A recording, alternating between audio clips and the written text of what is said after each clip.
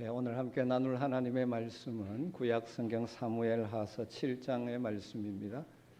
사무엘하서 7장 18절부터 29절 말씀입니다.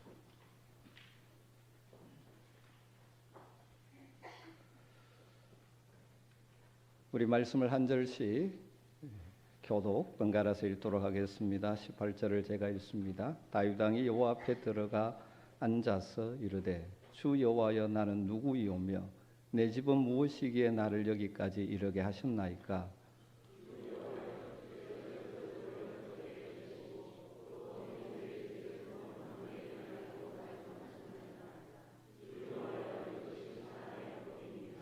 주 여호와는 주의 종을 아시오니 다윗이 다시 주께 무슨 말씀을 하오리까.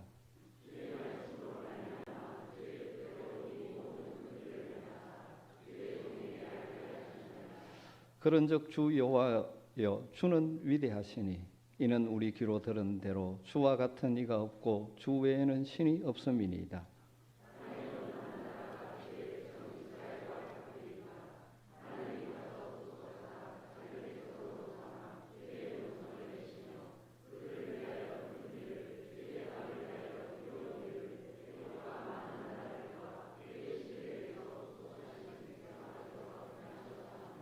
주께서 주의 백성 이스라엘을 세우사 영원히 주의 백성으로 삼으셨사오니 여호와여 주께서 그들의 하나님이 되셨나이다.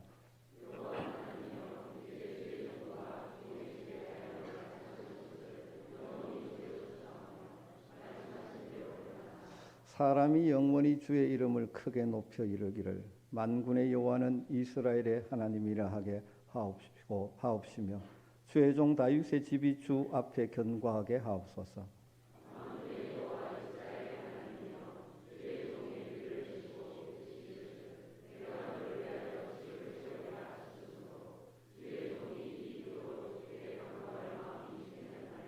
주 여호와여 오직 주는 하나님이시며 주의 말씀들이 참되시니이다.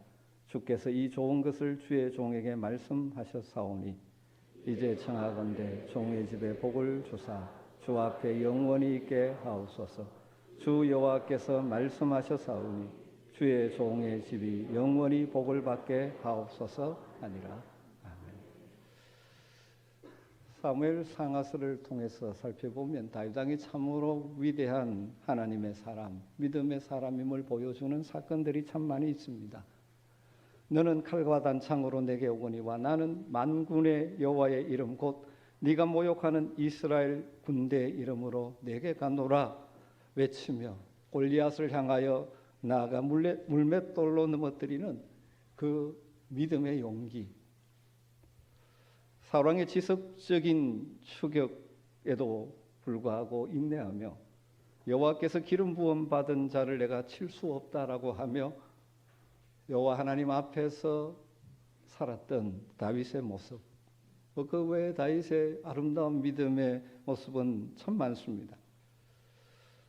그런데 오늘 또 사무엘라 오늘 본문 말씀에서 다윗이 그런 위대한 믿음의 사람으로 지속적으로 하나님께 쓰임 받을 수 있었던 비결 하나를 또 발견하게 됩니다. 그것은 나단 선지자를 통해 주신 하나님의 말씀을 받은 후에 다윗의 태도입니다. 다윗은 여호와 하나님을 위하여 성전을 지어드리고 싶은 열심을 가지고 있었습니다. 그러나 하나님께서 다윗의 계획을 거절하셨습니다. 그리고 나단 선지자를 통하여 네가 나를 위하여 집을 짓겠느냐, 내가 너를 위하여 집을 세울 것이라고 말씀해 주셨죠. 다윗의 후손을 통하여 영원한 나라를 세우실 것을 약속하셨습니다. 이 하나님의 언약의 말씀, 약속의 말씀을 받은 다윗이 어떻게 했습니까? 즉시 여호와 앞에 들어가 앉았습니다. 자기가 계획했던 성전 건축의 이상은 좌절되었지만 오히려 더 큰 복의 언약의 약속을 받은 다윗은 여호와 앞에 들어가 앉았습니다. 18절 이렇게 시작하고 있죠. 다윗이 여호와 앞에 들어가 앉아 이르되. 여러분 아주 짧은 구절이지만 참으로 중요한 다윗의 신앙을 보여주는 구절입니다. 여호와 앞에 앉아, 여호와 앞에 들어가 앉아. 유명한 영성신학자인 유진 피터슨이 이 본문에서 지금껏 다윗이 행했던 모든 일들 중에 가장 중요한 행동이 바로 이것이라고 그는 표현을 했습니다. 그대로 옮겨보면 행동하지 않기로 한 행동. 이것은 골리앗을 죽인 것보다도 그를 죽이려는 사울이 하나님의 기름 부음 받은 자라는 사실을 존중하여 결코 자신이 그를 치지 않은 일보다도 법궤를 예루살렘으로 가져온 일보다도 더 중요한 행동이었다. 왜냐하면 그가 지금껏 기름 부음과 훈련과 보호와 권능을 받으며 준비한 왕업에 대한 자격 여부가 바로 지금 그가 나단의 제사장적 선지자적 권고에 어떤 반응을 보이느냐에 달려있기 때문이다. 말이 조금 어려운 것 같습니다만 이런 것입니다. 다윗이 저 하나님 앞에 나가 앉아있는 이 모습은 다른 어떤 행동보다 더 다윗의 행위 가운데 중요한 것이었다는 거죠. 왜냐하면 그가 이스라엘 왕으로 기름 부음 받았고 광야에 여러 가지 훈련을 거치고 하나님의 보호하심과 다양한 능력을 경험하면서 그가 이스라엘 왕으로 준비가 되었는데 그 이스라엘 하나님이 세우신 왕다운 삶을 살 수 있는 것이 바로 선지자 나단을 통하여 주신 그 말씀에 어떻게 반응하느냐에 달려있기 때문이라는 말이죠. 이것이 바로 하나님을 모르는 주변의 열방의 왕들과 하나님이 세우신, 그래서 하나님을 대신하여 백성을 다스리는 다윗의 다른 모습을 보여주는 것이죠. 다윗은 자신이 지켜야 될 위치와 사명을 분명히 알고 처신하고 있는 모습을 보이는 것이죠. 이런 다윗의 태도는 인민족 국가들의 왕들, 그래서 그 위에는 다른 권세가 없기 때문에 자기의 권력을 자기 마음대로 휘두르는 그런 이방의 오만한 왕들, 그리고 자기 아래 사람들을 마치 자기를 위한 물건이나 부속품처럼 다루는 잔인한 왕들과 같은 그런 이방의 왕이 되지 않는 비결이었다는 것이죠. 사울왕처럼 자신을 왕으로 세우신 하나님을 자기의 왕권을 위한 보조물 정도로 취급하지 않고 진정한 왕은 전능하신 하나님이심을 인정하는 왕으로 쓸 수 있는 비결이었던 것이죠. 여러분, 세상에 좀 권세를 가진 사람은 그 위에 다른 존재가 없다고 생각하고 자기의 마음대로 권세를 활용함으로 자신도 불행해지고 많은 사람을 고통에 빠뜨리죠. 그것이 그 당시 열방의 왕들이었어요. 그러나 다윗은 전혀 다른 것이죠. 그가 비록 통일 이스라엘의 왕이 되었지만 여전히 그는 진정한 왕이신 여호와 하나님 앞에 앉아 있는 것입니다. 다르게 말하면 왕으로서의 자기의 주도권을 포기하고 권세를 내려놓고 왕의 자리에서 내려와 진정한 왕이신 하나님 앞에 잠잠히 앉아서 겸손히 하나님의 뜻을 구하는 것이죠. 이것이 다윗으로 하여금 이방의 왕들과 다르게 한 것이죠. 고대 중동 근동 사람들은 왕의 즉위식을 할 때 그때 신성을 부여하는 의식으로 여겼습니다. 그래서 왕의 보위에 오른 사람은 더 이상 인간이 아니라 신처럼 대하는 것이 그 당시 모습이죠. 우리 현대인의 사고로 보면 우스꽝스럽게 보이지만 여러분, 사실 우리의 이 사회, 이 시대 문화 속에도 이와 유사한 것들이 많이 존재하고 있습니다. 사람들이 어떤 지위에, 좀 높다고 생각하는 지위에, 권세 있는 지위에 오르면 자신이 대단한 존재가 된 것처럼 착각합니다. 심지어 교회에서도 그렇죠. 저처럼 목사가 된다든지 장로가 된다든지 하면 정과 다른 권위와 특권이 부여되면서 다른 성도들과 뭔가 다른 것처럼 착각합니다. 여러분, 우리가 이런 식으로 높임을 받을 때 조심해야 되죠. 내게 주어진 법적인 권위니까 내 마음대로 사용해도 된다라고 생각하면 안 되는 것이죠. 그런데 사람은 그렇게 되기가 참 쉽습니다. 그럼 이 땅의 현실을 봐도 마찬가지지 않습니까? 전에는 겸손한 것 같았는데 어떤 자리에 올라가면 사람이 돌변하고 자기에게 주어진 힘을 자기 마음대로 사용하려고 하는 사람, 다른 사람들을 마치 자기를 위한 부속물처럼 취급하는 사람들. 여러분, 우리가 어떤 조금 교회에서든 어디서든 조금 하나님께서 높여주실 때 어떤 지위에 오를 때 주의해야 됩니다. 나는 저 사람들과 다르게 대접받아야 될 존재인 것처럼 착각하면 안 됩니다. 여러분 그럴 때마다 바울 사도처럼 말해야 되죠. 바울이 안전뱅이를 1차 전도행에서 일으켜 주시니까 그 사람들은 이가 신이다 그러면서 제우스 신전에서 화환을 가져오고 소를 가지고 와서 막 바울에게 신처럼 섬기려고 할 때 바울이 뭐라고 이야기했습니까? 여러분 어찌해서 이런 일을 하십니까? 우리는 여러분과 똑같은 성정의 사람입니다. 여러분 제가 목사라고 여러분과 다릅니까? 똑같은 죄성을 가진 인간입니다. 그런데 우리는 착각하기 쉬워요. 어떤 자리에 올라가면 마치 내 능력으로 된 것처럼 착각하면서 그 힘을 내 생각대로 내 욕망대로 휘두르는 잘못을 범할 때가 많죠. 다윗은 자신의 원래 계획했던 성전 건축의 계획은 접었지만 하나님의 놀라운 약속의 말씀을 듣고 한 일은 무엇입니까? 여호와 하나님 앞에 가서 앉은 것입니다. 이것이 다윗으로 하여금 위대한 하나님의 사람, 지속적으로 하나님께 쓰임받는 사람으로 그가 설 수 있는 비결이죠. 그 하나님의 말씀 앞에서 자기 주장을 펼치고 하나님 그런데 나는 그렇게 생각하지 않습니다. 뭐 이렇게 하지 않습니다. 사랑하는 성도 여러분, 여러분은 앞에 여러분이 하나님의 말씀을 들을 때 설교를 통해서든지 개인적인 말씀 묵상을 통해 하나님의 말씀을 들을 때 다윗처럼 여호와 하나님 앞에 앉아 있으십니까? 혹시 하나님의 말씀이 들려져도 여전히 내 주장, 내 가치관, 내 생각을 내려놓지 못하고 있지는 않으십니까?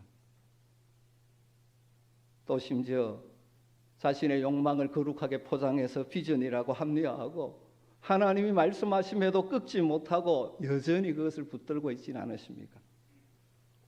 다윗이 여호와 하나님 앞에 앉았습니다. 이것은 하나님의 임재 안으로 들어가는 것입니다.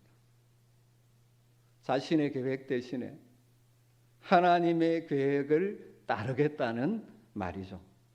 자신의 권위와 힘으로 하나님을 위하여 열심을 내는 왕이 되기를 포기하고 만왕의 왕이신 하나님의 주권에 참으로 순종하는 왕으로 살겠다는 표현인 것이죠. 여러분 우리는 왕은 아니지만 이 땅을 살아가면서 때로는 우리의 삶에 이런저런 일을 경험합니다. 여러분 그때 하나님께서는 우리를 높이실 때도 있고 여러 때가 있을 때 여러분 그때 우리가 해야 될 일은 여호와 하나님 앞에 앉는 것입니다. 여러분 하나님 앞에 자주 앉으셔야 됩니다. 하나님의 백성으로서 살아보겠다고 결단했지만 이 세상 속에 살다 보니 하나님은 보이지 않고 세상의 것들이 자꾸 눈에 크게 보이기 쉬운 것이 우리 연약한 인생들이죠.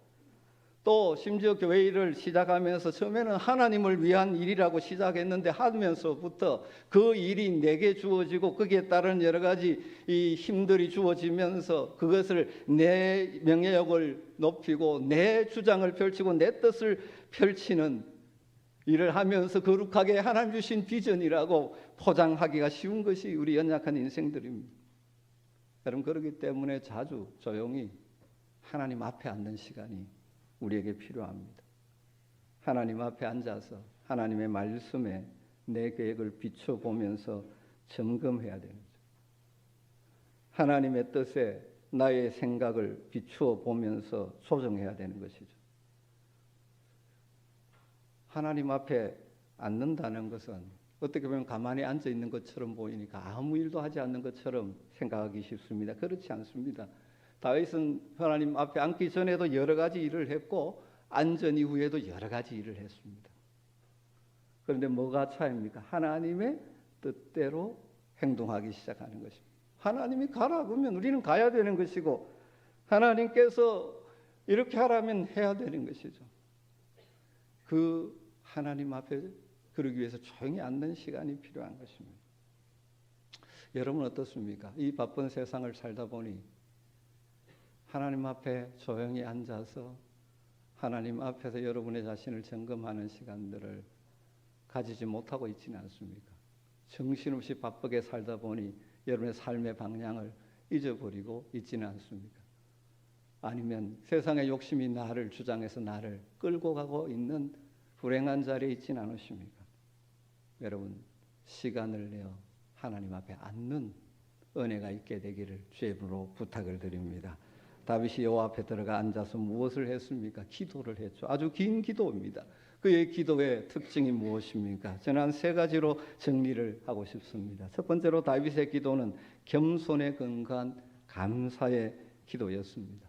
다윗은 하나님을 위하여 성전을 짓겠다는 자신의 계획이 거절되었지만 하나님이 자신을 통해서 이렇게 일하실 것이라는 말씀을 들었을 때 하나님 앞에 들어가서 감사의 기도를 드리기 시작했습니다. 18절과 19절의 내용이죠. 다윗 왕이 여호와 앞에 들어가 앉아 이르되 주 여호와여 나는 누구이오며 내 집은 무엇이기에 나를 여기까지 이르게 하셨나이까? 주 여호와여 주께서 이것을 오히려 적게 여기시고 또 종의 집에 있을 먼 장래 일까지도 말씀하셨나이다. 주 여호와여 이것이 사람의 법이니이다. 여러분, 어떻게 보면 세상적인 관점에서 보면 다윗은 좀 교만을 떨어도 괜찮을 만한 위치에 올랐지 않습니까? 통일 이스라엘 왕국의 왕이 되었습니다. 그것도 그냥 왕이 된 것이 아니죠. 물려받아 왕이 된 것이 아닙니다. 수많은 난관을 극복하고 인간 승리의 표본이라도 해도 과언이 아닌 다윗의 모습이지 않습니까? 그런데 다윗은 지금까지 모든 자기가 이룬 것들은 자기의 능력으로 된 것이 아니라 하나님께서 자신을 통하여 이루신 것이라는 것을 잘 아는 겸손한 사람이었습니다.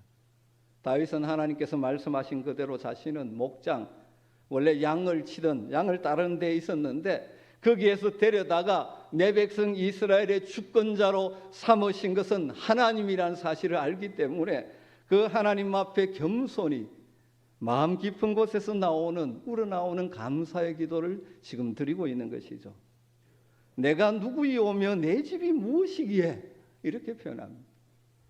여러분, 우리가 살면서 내가 누구이오며 내 집이 무엇이기에 이렇게 하나님 은혜를 베푸셨습니까? 라고 고백할 수 있는 자라면 지속적으로 하나님의 도우심과 인도하심과 수임을 받는 인생이 될 줄로 믿습니다. 왜 많은 사람들이 꽤 잘 나가다가 무너지고 수임받지 못합니까? 무엇인가 성취한 이후에 내가 했다, 내가 능력이 있어서 했다라고 착각하면서 교만해지기 때문이죠. 다윗은 자신의 계획이 꺾이면서 다시 한번 여호와 하나님 앞에 앉아서 자신을 돌아보면서 고백합니다. 내가 무엇이기에 나를 이렇게 왕으로 삼으시고 우리의 가정을 위해 이런 약속의 말씀을 주셨습니까? 라고 고백하고 있는 것이죠. 여러분, 우리도 마찬가지입니다. 우리가 무엇인가 자격이 있어서 하나님께서 우리를 부르셨습니까?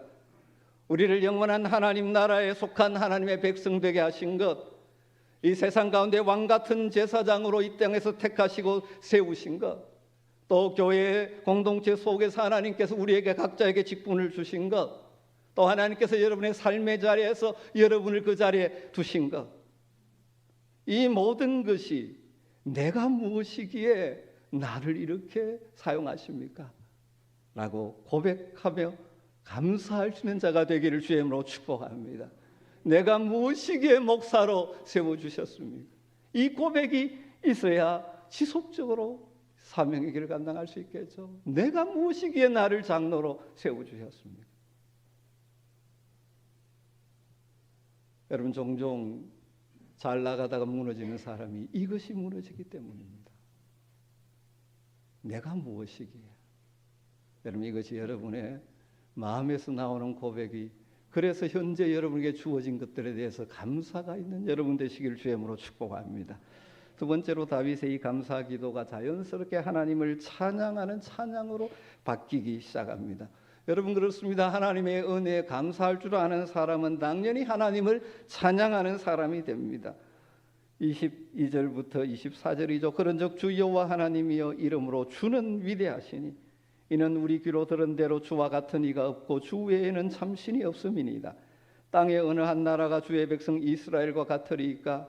하나님이 가서 구속하사 자기 백성으로 삼아 주의 명성을 내시며 그들을 위하여 큰 일을, 주의 땅을 위하여 두려운 일을 애국과 많은 나라들과 그들의 신들에게서 구속하신 백성 앞에서 행하셨사오며 주께서 주의 백성 이스라엘을 세우사 영원히 주의 백성으로 삼으셨사오니 여호와여 주께서 그들의 하나님이 되셨나이다. 그러면 다윗의 하나님을 찬양하는 기도의 핵심은 하나님의 위대하심과 하나님의 신실하심입니다. 하나님의 위대하심과 하나님의 신실하심을 찬양하는 것이죠. 우리 하나님은 위대하신 하나님이십니다. 세상에 하나님 외에 참 신이 없습니다. 세상에 신이라고 이름하는 것들이 있지만 그것들은 다 가짜들이죠. 하나님만이 참된 신이십니다. 그 위대하신 하나님께서 그 백성 이스라엘을 구속하셨습니다. 찾아가셔서 애굽에서 불러내셨습니다. 그 이스라엘 백성을 구속하기 위해서 큰 일을 행하셨고 두려운 일을 행하셨죠. 10가지 재앙으로 애굽 모든 것을 치시는 두려운 일을 행하셔서 그들을 구원하셨습니다. 홍해를 가르는 큰 일을 행하셨습니다. 그래서 그를 구원한 그의 백성들과 시내산에서 언약을 맺으셨죠. 나는 너희의 하나님이 되고 너희는 내 백성이 되리라 약속하시고 가나안 인도하기까지 다윗이 있는 이때까지 그 하나님의 약속을 신실하게 지켜오신 분이 하나님이시라는 것입니다. 그래서 다윗은 위대하신 하나님, 그리고 약속하신 바를 반드시 이루시는 신실하신 하나님을 찬양하는 것이죠. 여러분, 다윗만 그렇습니까? 이스라엘 백성만 그렇습니까? 이 시대 새로운 하나님의 언약 백성인 우리들도 마찬가지지 않습니까? 우리가 이런 놀라운 영광을 누리는 하나님의 백성으로 하늘의 소망을 가지고 살아갈 수 있는 이유는 무엇입니까? 우리 하나님이 위대하신 하나님이시요 신실하신 하나님이시기 때문이죠. 우리를 죄의 자리에서 구속하여 내셔서 저 영원한 하나님의 나라로 인도하시기까지 우리의 삶 가운데 때로는 큰일과 두려운 일을 행하시며 우리를 인도해 가셔서 영원한 나라에 이르게 하실 것입니다. 우리와 맺은 그 언약은 신실하여서 변함없이 우리 하나님 우리와 함께 하실 것입니다. 우리를 구원하신 우리 하나님은 신실하신 하나님입니다. 우리가 하나님 앞에 나와 앉을 때마다 그 위대하신 하나님, 신실하신 하나님이 나의 하나님임을 깨달으며 찬양할 수 있게 되기를 주의 이름으로 축복합니다. 오 신실하신 주 내 아버지여 늘 함께 계시니 두려움없네. 그 사랑 변찮고 날 지키시니 어제나 오늘이 한결같네. 오 신실하신 주, 오 신실하신 주, 날마다 자비를 베푸시며 일용할 모든 것 내려주시니 오 신실하신 주 나의 구주. 사랑하는 성도 여러분, 때를 따라 하나님 앞에 앉으시기를 부탁을 드립니다. 그리고 나를 구원하신, 지금도 나를 붙들고 계신 신실하신 하나님을 바라보고 묵상하기를 바랍니다. 그리고 그 하나님을 찬양할 수 있게 되기를 주의 이름으로 축원합니다. 이런 찬양 있는 자들은 인생의 어떤 일을 만나도 무너지지 않고 넘어지지 않을 것입니다.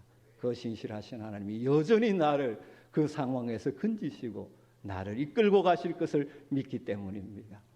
다윗의 기도 세 번째는 위대하신 하나님, 신실하신 하나님을 향한 찬양 이후에 하나님 주신 약속의 말씀, 언약의 말씀을 붙들고 간구하는 간구로 발전하고 있습니다. 신실하신 하나님이 주신 약속을 붙들고 그 약속의 말씀이 자기의 삶에, 자기의 후대들에게 그대로 이루어지기를 간절히 기도하기 시작하죠. 25절부터 되어 있습니다만 27절부터 제가 읽어드리겠습니다. 만군의 여호와 이스라엘의 하나님이여, 주의 종의 귀를 여시고 이르시기를 내가 너를 위하여 집을 세우리라 하셨으므로 주의 종이 이 기도로 주께 간구할 마음이 생겼나이다.